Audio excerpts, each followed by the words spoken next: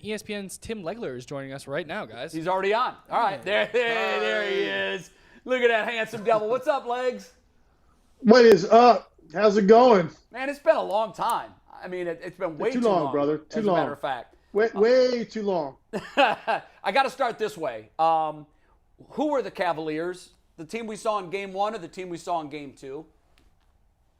More like the team that you saw in Game 2. I mean, I'm going by the full season body of work. Right. Very impressed with their team this year. Look, they can be a little bit streaky offensively, but they're an elite-level defensive team, and they've got a profile now that they've added a guy that's built for this stage in this moment, in Donovan Mitchell. So I think that this is more like the team that you're going to see going forward, which you saw in Game 2. But look, I said going in, this is a coin toss series. These two teams are pretty even, and it's not going to shock me if this thing goes the distance. Nice. All right, you're on with G. Bush. He's in the middle. Tyvis Powell, former Buckeye great football player, although he thinks he could play basketball and baseball. Do anything. I could do it all, Tim. Tyvis Powell nothing that I can't do. So they'll be firing questions at you as well. Hey, I believe that about myself too, so I understand the mentality. It's okay. You know, knowing both of you very well, I will tell you this: there's a lot of bleed over between Tim and Ty because you're both supremely confident. That's for sure. Who's going to be the key in the series the rest of the way? Not named Donovan Mitchell, because obviously, you know, that's an easy question. You could say it's Mitchell or Randall. Outside of those guys, who's going to decide this series? Man, I think it's going to be Darius Garland probably if I had to go option one. 1A would be Mobley, but I think Darius Garland, because he has the ability to escape situations, right? When you have that kind of live handle and that kind of shooting range, then you're a wild card at all times. So even if Darius Garland goes through stretches where, you know, he's not getting touches or shots or he's not making shots, he's always going to have that ability to take over a game. Now, he can put together these scoring bursts that are going to be critical in this series because I think you're going to see more low-scoring games. It's just the way these teams are built. I think it's the way their offenses operate. These are going to be low-scoring games. So if you can get a 10-point burst out of a guy in a 6-minute stretch, it could be all the difference in winning a game. And that means Darius Garland, I think, is the guy that you're going to look at because there's not a real answer for someone with his level, quickness, shooting range, and ball handling ability. At some point, he's going to make himself felt on a given night. That might be enough to win that game. And in a game that's going to be a series that's going to be tight night after night, that could be the difference. Tim, towards the end of this regular season, we seen Evan Mobley, you know, step on the scene. He was scoring. I mean, he was having 20, 30-point games. And in these playoffs, you know, he's getting 12, 13 points. Is that more who he is, or do you think as these playoffs go against these Knicks that he'll find a way to get that offensive game back? Yeah, I think that he's a guy that's got upside to be certainly better than that offensively to what he's shown in this series. I also think, look, there's something to be said about young players kind of going through this a little bit. Everything about these games is different than the regular season. The physicality you're going to face, the contact, the bodies, it's all going to be different for Evan Mobley. You know, he has still found ways to make his mark, but we haven't really seen him have that big night. I mean, he's capable of having, a 24 and 15 type of game. So I think that we're all sitting here waiting for that to happen because the talent is there, the versatility is there. I think it's just this is going to be a tough physical series. Each possession is going to be magnified, and that shrinks the game. And so the numbers might not be the same. It's more about picking the spots to have an impact, to be a tipping point for your team to win a game. And I think you're going to see that. But I do think at some point in this series, he'll have one of those 20 and 10s and hit some important shots in the fourth quarter. Tim, I got to admit, man, NBA Live 97. NBA Live 97. You was the guy. You won the NBA shootout, the three-point contest in '96, and I played with the Bullets, and what a squad! George Muresan at center. Yeah. They had Chris Webber, Jawan Howard. Also, Rod Strickland was on that team. And I had legs starting at three, small forward, coming off screens. I just want to thank you. I won a lot of money in Live 97 because of the Hey, Bullets. listen. This is the truth now. So I've been out of the league for 2000. I retired. So I've been doing this for 23 years. the comments I get on the street, if I run into people, typically are going to be one of a handful of comments. I'm either going to get, you know, the LeBron Jordan question comes up all the time. Somebody will ask you about their favorite team. Somebody will say, hey, man, I love the way you played. I love the way you shot the ball. Somebody will say, hey, man, I love your analysis on ESPN. And then that last one is NBA Live 95, man. You didn't miss a shot in NBA Live 95. So my percentages were so good from the three. It's like they put my percentages on steroids for some reason in that game. I literally don't miss. It's crazy, man. So I appreciate the love. He don't miss. He's a cheat code before the cheat code came out. Yeah, he was the cheat code. Oh my goodness, You're right. man. Like, do you lose time sleeping, thinking that you were born 25 years too soon? Oh yeah. Because I think you and I had this conversation in the past, but you in today's game, my God, it'd be a difference maker. Man, oh man. Well, listen, Jay, yeah, I do actually. Unfortunately, thanks for bringing that up, by the way. You know, every time I talk to my therapist and they talk me off the ledge, and then somebody like you will bring it up again. Yeah, listen, if I played today, the way I look at it, I would definitely have a much bigger house. I'm certain of that. I see what guys get paid. You know, it's not even just the fact that guys are getting paid what they are. Like, for instance, a Duncan Robinson that gets $80 million, right? Has a couple really good years in Miami. It's weird. They pay him, and then they decide that he's not good enough to play for him anymore. It's the weirdest thing in the world. But it's not just that, because, look, the guy can really shoot the ball. It's the mentality of the offenses in the league. So there is no such thing as a bad shot. Right. I could literally, if I played today, shoot the ball anytime I wanted from anywhere without any repercussion. And that is, I just wonder what that freedom would feel like mentally, that you could pull up on a 1-on-2 fast break and shoot a 28-footer and no one is blinking an eye. That is what I would like to know, what that feels like for these guys that get to take 7, 8, 10, 12 three-pointers on a given night. Yeah, Tim, you got me fired up. Yeah, because, well, guess what? Even you being the shooter you were, if you would have done that when you were playing, they probably would have sat your ass on the bench before you knew what happened. Well, listen, you know, the thing is this. So I always had the green light, right, on any team I played on. But the difference is, one, there was only a few guys, 2 or 3 on your roster that were empowered to take the three-point shot whenever they saw any daylight, right? Now it's pretty much, you know, 12 out of 15 guys can shoot it when they want to. When I played, it was only 2 or 3.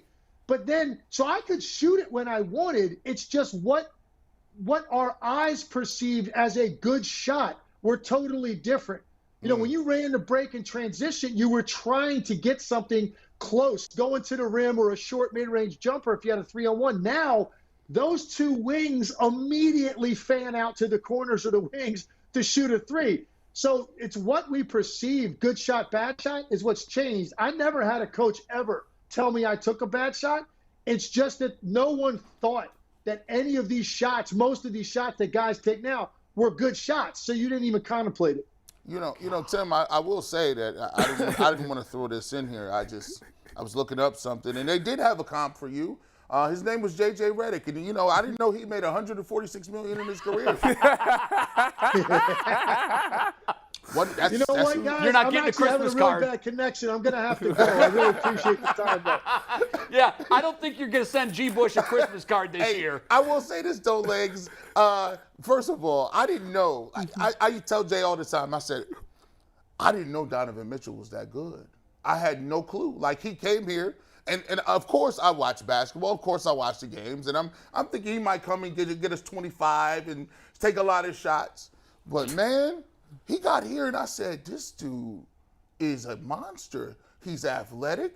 I didn't know his step-back game was like that. He could shoot off the move. He could get to the rack. We knew he could dunk on people and do all those kind of things. But I didn't know he was the leader that he was, because after game 1, he pulled Darius Garland inside and said, don't wait on me. You get yours while you can. We'll figure the rest out. And I think that projected them and propelled them to game 2. And I don't know how they're going to do it in game 3, but I think he'll be ready to go back home game 3 as well. Well, listen, you're right about him. He has a lot of big stage experience in Utah. That's a playoff-tested team. They went through it every single year in the West. he was the guy that always had the spotlight on him. He never ran from the moment. He's a guy that you bring up his step back game. And what's interesting is until you get to see him every night and you're a fan of the team, because, when he's playing in Utah, yeah, you're going to catch him a couple of times and maybe you watch him some in the playoff. When you're watching him every night, the thing that jumps out is his ability to not only separate but also elevate in like tight boxes with people in his face separates him on his ability to get off a jump shot pretty much anytime he wants to. There are not a lot of guys in the league that can say that. Like, guys have the handle and they got the separation, but they don't have that last component, which is the spring off the floor to go up above guys that are longer than him and still get off quality looks. So when you add that with the fact that he just isn't fazed by the moment or the pressure or the game or the situation, yeah, you got a special player, and I think he's shown everybody in Cleveland what he's capable of. And now, look, he's going to have moments. Ultimately, it's going to be in his hands. And there's going to be fourth quarter game-defining, a.k.a. series-defining moments coming your way in the next 10 days, and he's going to have the ball in most of those. Legs, let me ask you about Isaac Okoro. I mean, obviously he's been struggling offensively ever since he's come back. Really had an up and down season. Towards before he got hurt, seemed like his offensive game was getting actually better. Now that we're in the playoffs, how long does JB give him before he pulls the plug on him and takes him out of the rotation? That's a great question. And look, that's the toughest part for coaches when you get to this time of the year, because there's guys that you've played and you've trusted to a certain extent, but now that trust starts to evaporate a little bit because you just can't ride someone too long, because these games are so tight and it's so important how momentum can shift so quickly. These are the big buttons that you got to push as a head coach. Like, some of them are on autopilot. Like, you're going to ride with Mitchell and Mobley and Garland. No matter what they do, no matter what the shooting slump looks like, it doesn't matter. But then when you get to that secondary part of the rotation, now you might have 5 guys and only 3 of them are going to get minutes on a given night. And that's what makes a coach's job so difficult. So, look, I think that they like his athletic ability. They like his activity. They like his energy. But, man, it would sure help if you could put the ball in the basket, too. Coaches seem to really admire your energy a lot more when the ball goes in at the end. Yeah, that's the end game. You got to be able to score.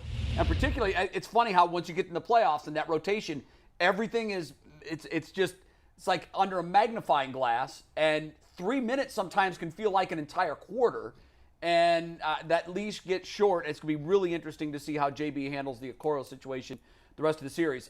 Before we move off the Cavs series, what is Madison Square Garden going to be like tonight? For those that have never been there, particularly been there for a big game, what are the Cavs in for? Here's the thing. In person, it used to be the pinnacle. I think now there are other arenas that replicate it. I mean, what goes on in Milwaukee is just, it's insane.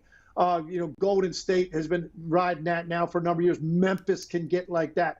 So there are other venues that it feels the same when you're in it.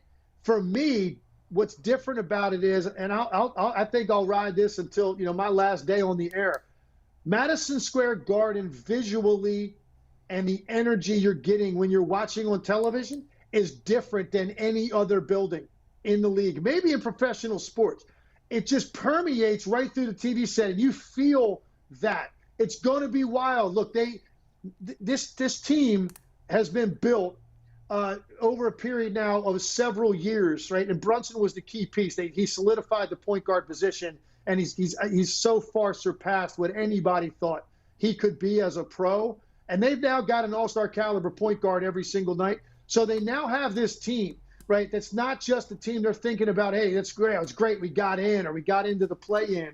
No, they want to go ahead and they want to get through this round. They then want to go on, and they believe that they can play with any of those top 3 who are considered the big boys in the Eastern Conference in the next round, because their style of play dictates close games. So they think their moment is here. The city senses it. Did a radio interview there yesterday, and it's obvious how hyped they are for these next 2 games. Because, if Cleveland gets a split, right, they now back in control of the series. And the Knicks know that.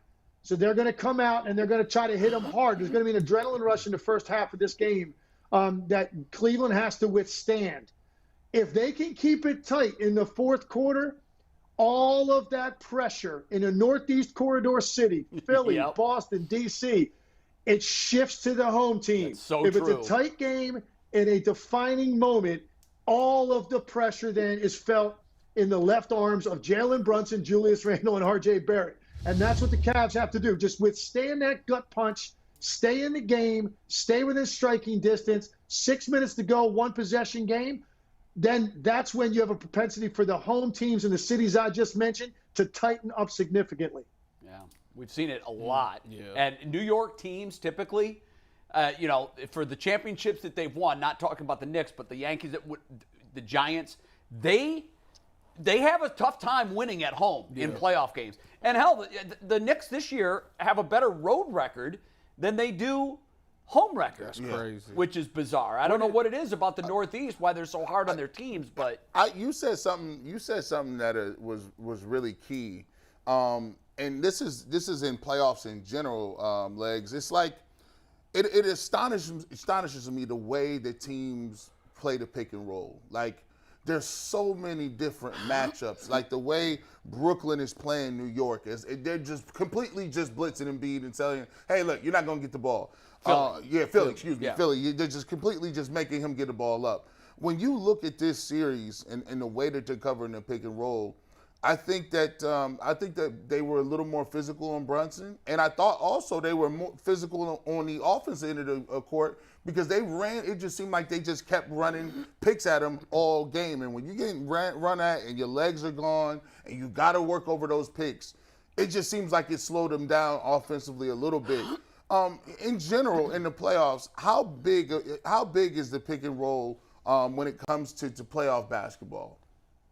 Yeah, look, and it's changed a lot because when I was playing, and I think even up to probably maybe 10, 12 years ago, teams had 6, 7, 8 different coverages on pick and roll, and you didn't run the same coverage all night. It seems like that's what teams have gotten away from. Whatever they come up with in the pregame and the game plan, they're going to go with it. And more often than not, it's going to involve a whole lot of switching. And to me, I see too many teams switch in a situation that isn't advantageous to them defensively. It makes no sense because the screen might be 30, 35 feet from the basket.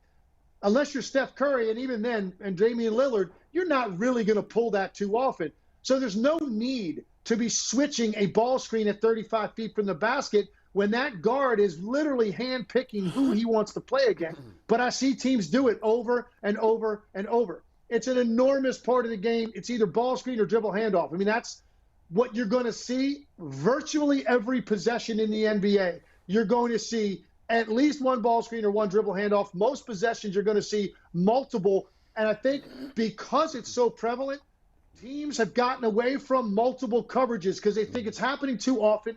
We're going to confuse guys. So let's just go with this coverage, drop coverage, switch coverage, fight over the top and hedge. We're going to do that every time. And there's no real changes throughout the game. And that's why really, really good guards, when they start to get a feel for it, this is how it's going to be all night, you're in for a long night when guys get it going because they know it's not going to be a whole lot different coming their way. Hey, Legs, I want to ask you about a guy we're familiar with. Mike Brown's done a terrific job this year in Sacramento. Talk a little bit about what he's been able to do there and how much of that is directly pinned to him. Yeah, I've known Mike a long time. In fact, Mike was an assistant coach just starting out cutting his teeth when I was in Washington at the end of my time in Washington, so late 90s. That's how long I've known Mike. He's just a smart guy. He's a great communicator. He has a great way of instilling confidence. He really works well with younger players. So there's no revelation that he's smart and that he did a great job. I think what they have figured out there is De'Aaron Fox, first of all, has now become an all-star caliber talent, right? So you didn't know coming out, was that going to happen? He's there now. He's on that level. Every night, he is capable of being the best player on the floor. Then you add a guy like Sabonis, right? So Sabonis is in that category with a Donovan Mitchell and a Jalen Brunson with impact this year with their first full year with a new team. He's right there because his work ethic, his tenacity, his toughness, what he does in the weight room, what he does with his off-season conditioning. These guys have all been able to see it up close and personal. It sets the tone for your entire franchise. So that was a big addition. But then it's these other pieces, all of them coming from other places, whether you're Harrison Barnes or Kevin Huerter or Malik Monk, right? Whoever, Trey Lyles, whoever you are, this has been now this incredible opportunity to reinvent yourself and pound the gavel about who you are as a player. So you got a bunch of guys with chips on their shoulders that didn't feel like maybe they were appreciated where they were before. And when you can galvanize a locker room with that kind of mentality, us against the world, everybody in here's got something to prove. Even Mike Brown, who was fired, as a Lakers coach, everybody's got something to prove. And you add the talent of a De'Aaron Fox and a Domantas Sabonis. Now you have this. And then one last component. I want to make sure this is important. They took advantage of a huge a void this year in the West with guys being out. Their top guys going into the last week of the season, their top 6 scorers had missed 17 games total combined. Oh, wow. So it shows you something, right? If you show up every night and lace them up and actually play with your best players, you can do something in this league because very few teams are doing that. Interesting. Before we let you go, is it wise to call LeBron James old? Yeah. I can't wait to watch Game 3. I can't wait to watch every game in that series now. I'm locked in. But is that a smart move? Take the over. Everybody wants to talk about that. I don't think LeBron James is going to get sidetracked and make this about him and Dillon Brooks because, to me, he'd be doing himself an incredible disservice. I agree. Russell Westbrook got caught up in that a few years ago. Russell Westbrook was Oklahoma City, and he got wrapped up in this battle with Ricky Rubio for some reason because Rubio had a big game 1, had like 20 points. Next, everybody's talking to Westbrook about it. Next thing you know, he comes out, he's picking up Rubio 94 feet. He committed 4 fouls in the first half of a game.